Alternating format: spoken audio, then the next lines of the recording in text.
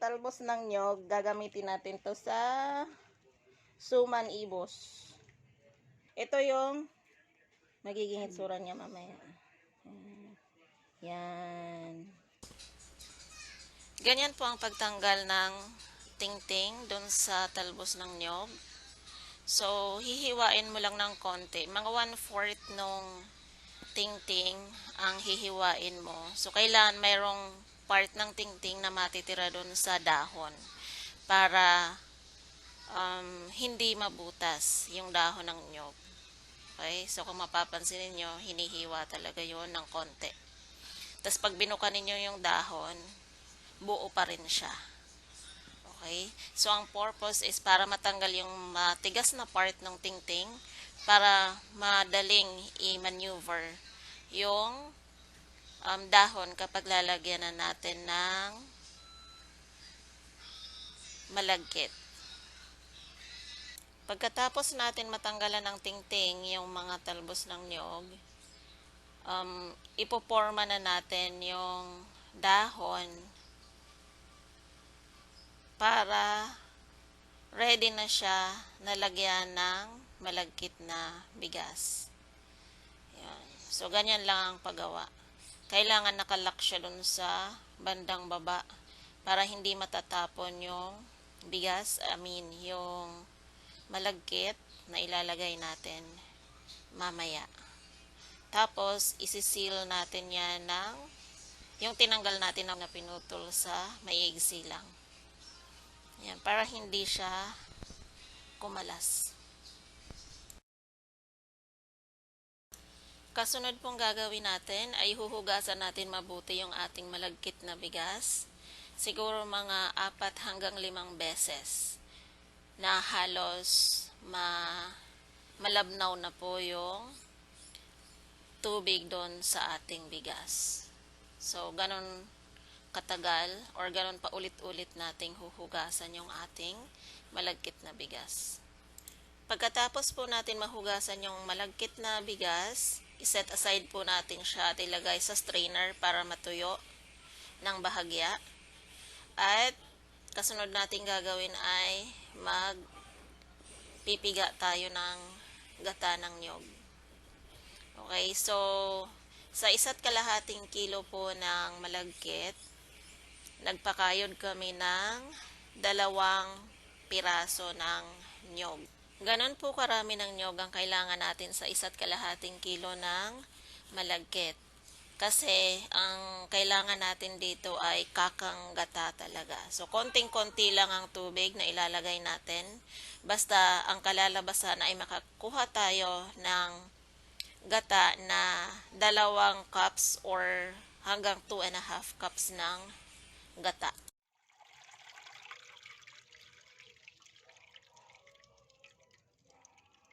Pagkatapos po lalagyan natin ng asin yung ating gata. So dito sa ginawa namin, nilagyan namin siya ng 3.5 tablespoons ng rock salt. Ayan po, kumukulo na yung ating gata, pero hihintayin natin siya na magkaroon ng parang mantika sa ibabaw. So, halo lang ng halo ng halo. Okay?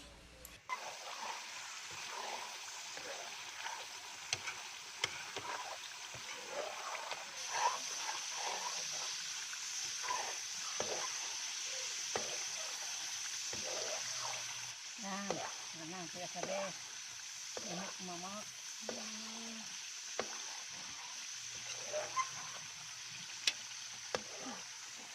Ayan na guys. Mamak. Yan lang, nana, yan, mamak.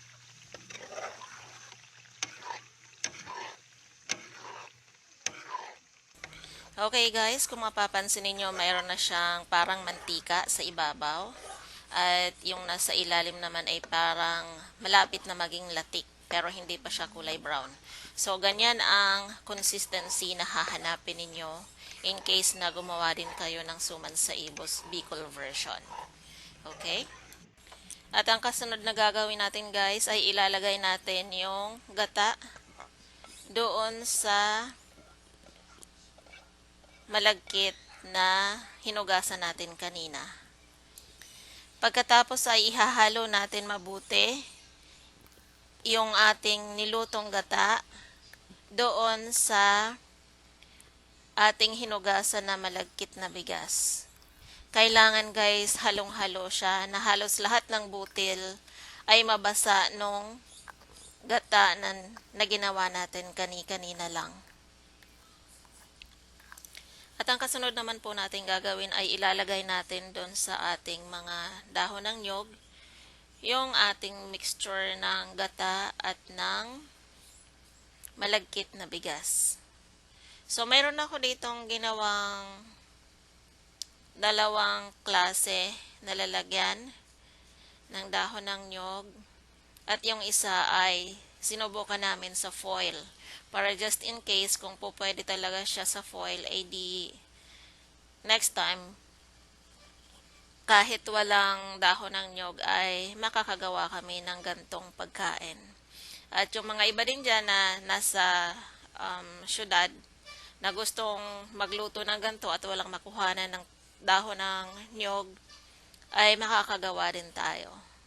So, mayroong paraan. Basta ang ano lang natin, hindi siya, yung paglalagyan natin ay hindi dapat napapasok ng tubig kasi pakukuluan natin yan sa napakaraming tubig para maluto. Okay?